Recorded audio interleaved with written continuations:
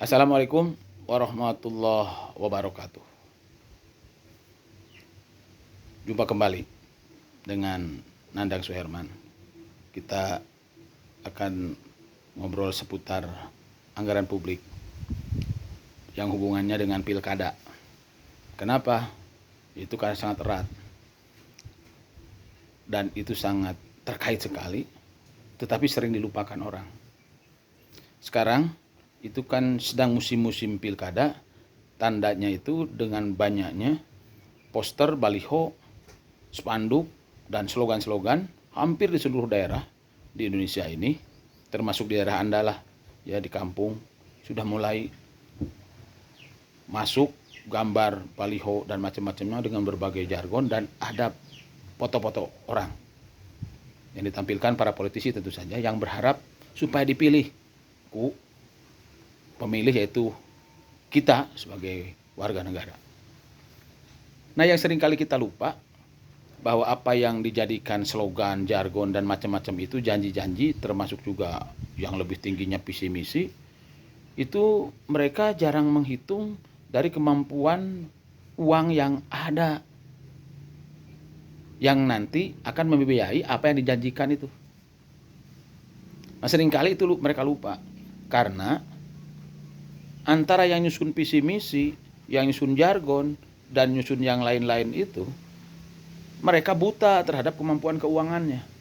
Disitulah fungsi saya, ya, sebagai warga, salah satu warga di Jawa Barat, ingin ngabejaan memberitahu terkait dengan kemampuan keuangan daerahnya setiap kabupaten kota.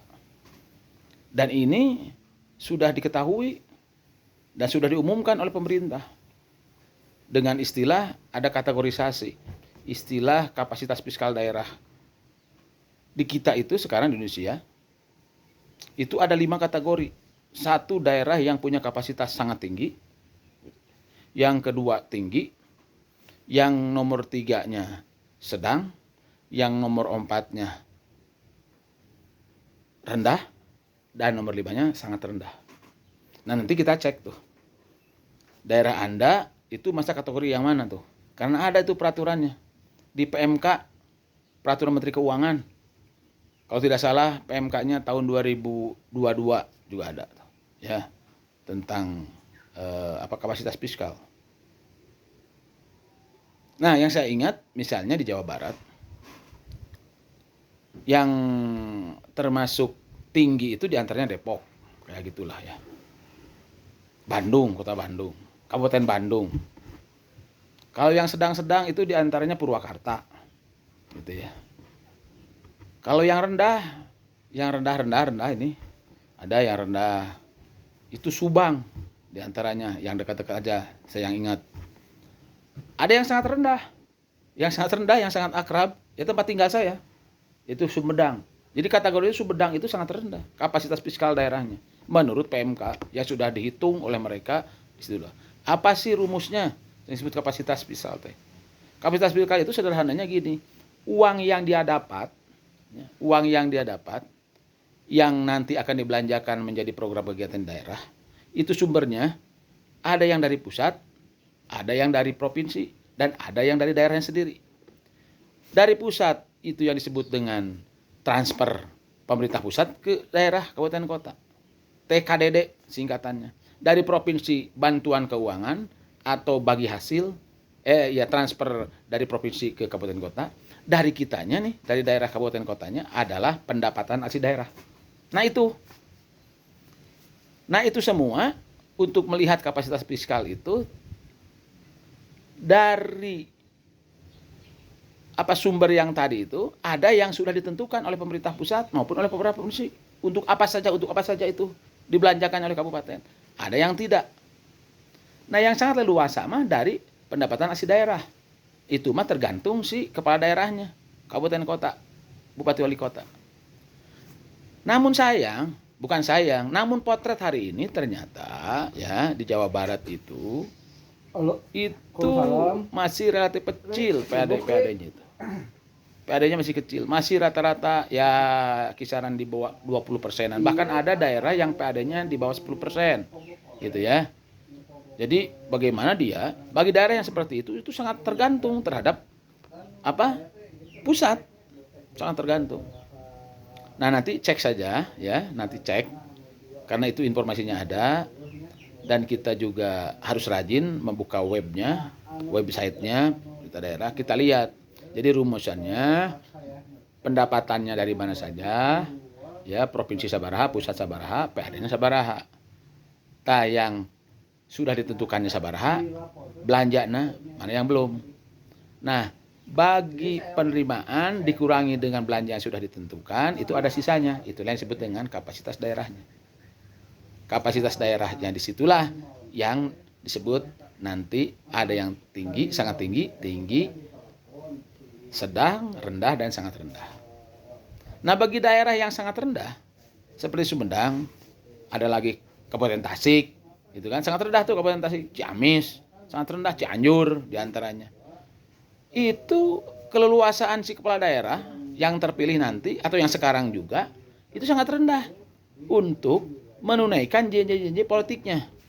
Makanya hati-hati tuh, kita sebagai warga jangan tergiur oleh yang janji-janji muluk dari para politisi yang mencalonkan sebagai kepala daerah hari ini tanpa memperhitungkan kemampuan keuangannya. Cilaka itu, nanti akan bullshit itu, tidak akan terpenuhi janji-janjinya itu. Makanya harus melek, melek terhadap informasi-informasi itu. Informasi itu sudah terbuka sekarang itu, terbuka di websitenya masing-masing. Di provinsi itu ada, di pusat juga ada, PMK nanti itu kan, di pusat, provinsi juga ada, di kabupaten kota ada. Jadi harus rajin, harus baca, kudu melek orang gitu. Dan menentukan pilihan itu harus juga berdasarkan janji-janji politik yang realistis. Karena seringkali kepala daerah atau calon kepala daerah menjanjikan sesuatu yang indah-indah, kenyataannya menjadi tidak indah atau menjadi PHP kepada kita karena kemampuan keuangannya sangat rendah. Sebagai contoh saja misalnya, Kabupaten Sumedang itu kapasitas fiskalnya sangat rendah. Dari APBD-nya yang hampir 3 triliun, ya, itu rata-rata untuk belanja pegawainya itu sudah di angka 32%. Oke. Belanja nanti untuk desanya itu untuk desa dibagikan kan itu dari kabupaten ke desa dalam bentuk dana desa nanti dari mereka yang sumbernya dari pemerintah pusat tentu saja itu. Dan yang menjadi kapasitas fiskalnya itu ternyata tidak terlalu banyak.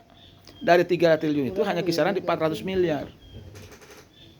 400 miliar itu dari mana? Ternyata itu diantaranya dari PAD. PAD-nya itu, PAD Sumedang itu kalau melihat datanya ada di angka 632 miliar tahun ini ya. Atau tahun kemarin lah sekitar genap ratusan. Tapi 600 itu ada sumbernya dari rumah sakit. Tentu saja lamun sumber dari rumah sakit hanya dicatat doang. Yang harus dikembalikan kepada rumah sakit, dibelanjakan oleh rumah sakit untuk layanan kesehatan. Nah itu sekitar berapa? 280 miliar. Jadi sisanya tinggal 320 miliar. Namun sayang yang 325 miliar itu dari PAD, yang sisanya itu yang bisa dibelanjakan oleh kepala daerah, itu ternyata paling banyak digunakan untuk apa? Untuk membiayai ASN-nya dalam bentuk tunjangan tambahan penghasilan. Tunjangan tambahan penghasilan, tuh TPP tambahan penghasilan pegawai. Berapa? Tahun ini dialokasikan sekitar 225 miliar. Bayangkan itu ya, 320 miliar ke TPP 225 miliar. Jadi saya sana tinggal 85 miliar tah. Itu kakara ke belanja-belanja leluasnya untuk peningkatan layanan. Jadi sangat jomplang. Oleh karena itu, jangan terbuai, jangan gampang dibobodo. Agar kita tidak gampang dibobodo, maka harus tahu literasina kudu tingkatkan. Ya seperti itu. Salah satunya melalui channel ini nih ya. Nanti kan terus kita berbicarakan terkait dengan anggaran publik itu. Oke? Jangan lupa subscribe ya. Oke, channel ini. Nandang Suherman. Ciao. Wassalamualaikum warahmatullahi wabarakatuh.